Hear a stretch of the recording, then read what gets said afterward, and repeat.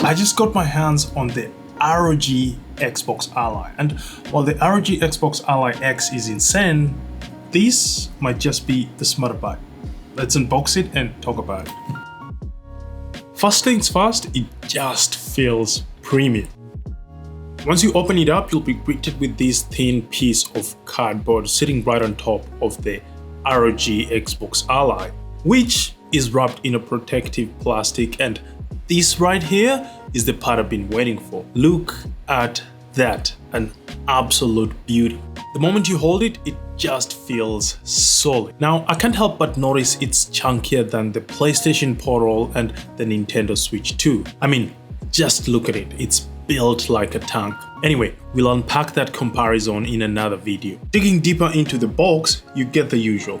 A bunch of paperwork no one reads, a 65-watt power brick, and a solid charging cable. All good things so far, until this part. This cardboard stand they tucked away in the top cover. For packaging this premium, that's like serving a steak dinner with a plastic knife. Anyway, that crap aside, from my first impressions, you can tell a lot of the design DNA comes from the ASUS ROG Ally. The difference?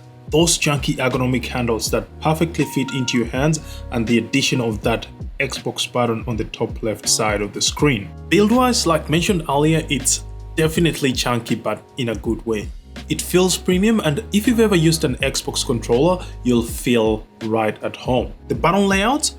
Basically the same, and the Xbox and ROG branding have been slapped on the top part of the chassis and underneath the handles respectively. Turning it on, there's quite a fair bit to do before you get to that smooth user experience. I'm talking Windows 11 updates, Xbox updates, Armory Crate updates, and of course, a bunch of restarts. Now, to be fair, once you've powered through that setup marathon, you get straight into the Xbox full experience. But even then, it's worth taking the time to get those updates out of the way. Once it drops you into the Xbox interface, you'll love that there's no clutter in the background. No Windows desktop, no icons, no taskbar, none of that. It's clean, it's focused, and if you'd ask me, that's a big part of why this handheld will run so efficiently for the most part. There's no bloatware draining performance, no unnecessary background tasks, and according to Microsoft, the memory footprint has been cut down by 2 GB, meaning more headroom for your games and smoother gaming experience. You're getting a 7-inch 1080p IPS display with a variable refresh rate of 120 Hz, and that's a huge win for smoothness. For comparison, the Steam Deck OLED tops out at 90 Hz and the PlayStation Portal caps out at 60 Hz. Translation? Fewer screen tears, less input lag, and more of that I can't believe how smooth this thing is. Speaking of the PlayStation Portal, I know it's not an apples to apples comparison, but the fact that this handheld has Xbox in the naming for sure stirs up the rivalry between Xbox and PlayStation, now just in the context of handhelds. More on that a little bit later. Back to the screen, here's where it gets interesting. It's technically the same 1080p panel as that on the ROG Xbox Ally, even though it's marketed as a 720p gaming device. Weird, right? Don't get me wrong, it's still a decent display, bright and crisp enough for most games, but it's definitely not on the same level as an OLED. Speaking of games, they are all neatly tucked inside what Xbox calls the full experience, and honestly, it feels exactly like that. The interface is sleek, responsive, and very console-like. Remember that resource optimization I mentioned earlier when I talked about bloatware and stuff? You can actually feel it here. The entire UI glides like it's on rails. No lag, no weird desktop overlays, just clean, focused performance. What's even cooler is how Xbox handled multitasking.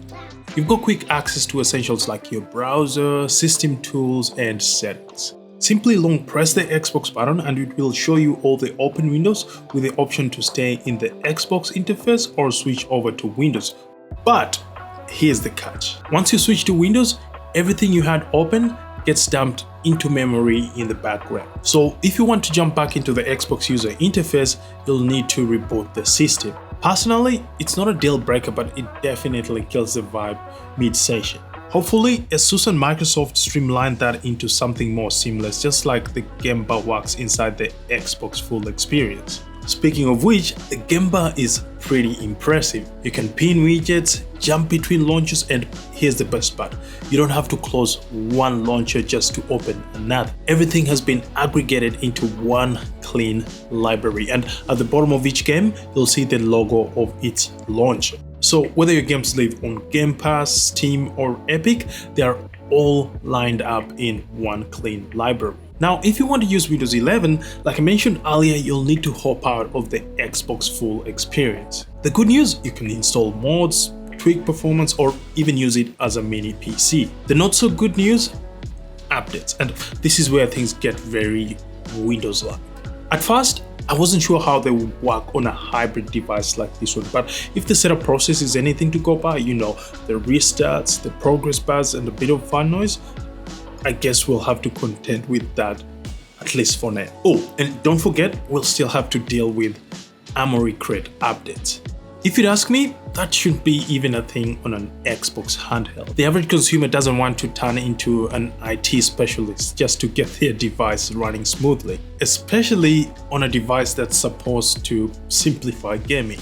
Moving on to the games, everything lives in one aggregated library regardless of the launcher. Steam, Epic Games, Battle.net, they are all there side by side.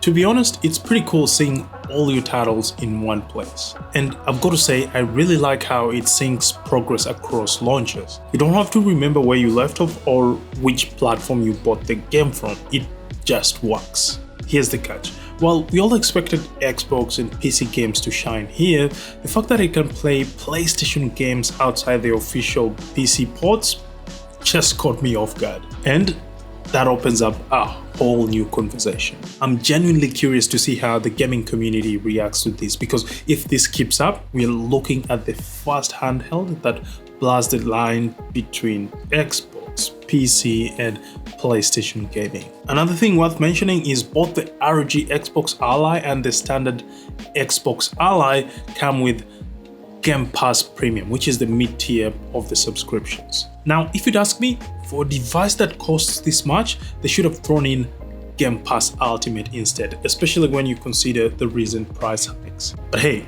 that's a video for another day. Right off the bat, the standard Ally has copped a bit of criticism for having the same exact screen as the top tier Ally X, but it's capped off at 720p.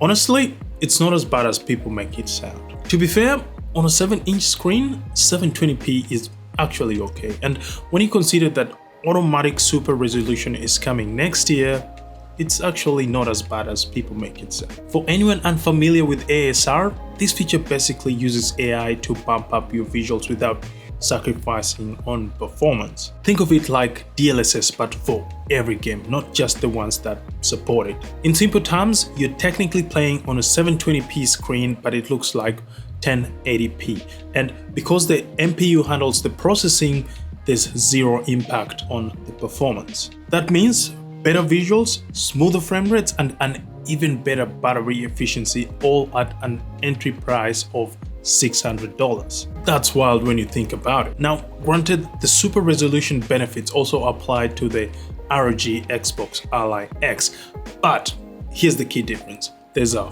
$400 difference between the two handhelds. And in a market where the gaming experience between the two variants isn't completely day and night, that $400 difference becomes a real deciding factor when it comes to buying. Of course, some people will still make their decision based on the processor and battery life, and that's fair, but for most people, the price speaks the loudest. When it comes to performance, the lines are not blurred between the Xbox Ally and the Xbox Ally X. On the outside, they are practically twins, but under the hood, it's a different story. With the standard version, you're getting the AMD Ryzen Z2A processor, 16 gigs of memory, 512 gigs of NVMe storage, and a 60-watt-hour battery. Now, here's where the internet's been buzzing. The Z2A processor has stirred up a bit of disappointment, mainly because it looks suspiciously similar to what we saw in the Steam Deck, which dropped 4 years ago. Now, to be fair, the ROG Xbox Ally is a current gen device and it definitely outperforms the Steam Deck. So while the chip might sound familiar, it's got way more muscle behind it. Getting into some real-world tests, I fired up Cyberpunk 2077 and in 20W turbo mode, I was averaging around 24 frames per second. I then jumped into Fortnite where the Ally was comfortably hitting around 60 FPS. Even Forza held steady at around 30 FPS. For those curious about variable refresh rate, it only kicks in when you're above 40 FPS. Anything below that and you're basically capped until the system catches up. That said, there's a small reality check here. The Z2A chip doesn't play nice with some AAA titles. Games that are heavier on the CPU might give you stutters or inconsistent frame rates. So while it runs most modern titles decently, it's not quite a run everything on ultra kind of machine. As for heat and thermals, for the most part, it was fluctuating between 32 and 65 degrees under load. And when under that load, you'll feel a bit of warmth near the vents, but nothing too dramatic. One thing I did find odd though, there was no quick resume like you'd find on a traditional Xbox. Instead, it uses hibernation, which, let's just say, isn't the most reliable. Hopefully that's something Microsoft and Asus can iron out with future updates. That way it would make the experience a lot more Xbox-like. Now let's talk about the one thing that humbles every gaming handheld: battery life. In the case of the Xbox Ally X, that 60Wh pack has already got the internet talking. Most people have labeled it underwhelming, others just right. Personally, I think the 60Wh battery, while not ideal, is okay for the average gamer. Let's be real, not everyone is clocking 8-hour marathon sessions. Most of us have jobs, errands, and bills to pay. So if you can squeeze an hour or two between all of that, that's already a win. When it comes to portability, yeah, this one's not going to disappear in your backpack. It's hefty. In fact, this might be the second heaviest handheld in gaming history. The reality is though, once you start gaming, you'll barely notice that weight. And the ergonomics do a solid job at balancing it out. It's only after an hour or two that your wrists start feeling that heft. And just like your wrists will feel the weight of this thing, your wallet will too. For those of us in Australia, the ROG Xbox Ally comes in at 999 Australian dollars, while the ROG Xbox Ally X comes in at a whooping $1,600. Ouch! That's the kind of price tag that makes you double check your priorities. Matter of fact, that's why I went for the standard version. $1,600 for a handheld? That's an okay budget PC. But here's the interesting part. The expensive one keeps selling out everywhere. Now, if you'd ask me, that can only mean one of two things. Either gamers are going all in for those premium features, or Microsoft and Asus underestimated how hot this machine would be and thus shipped out fewer units. Either way, it's got people talking, and that usually means there's more going on behind the scenes. We'll find out the real reason soon enough, but for now, let's talk about if it's actually worth that price. After spending some time with the ROG Xbox Ally, it's got some quirks, but it's still a solid proposition. The performance, the build, the design, it feels like Xbox has a handheld that delivers a full gaming experience anywhere, even though Asus has a big thumbprint on it. That said, here's the twist.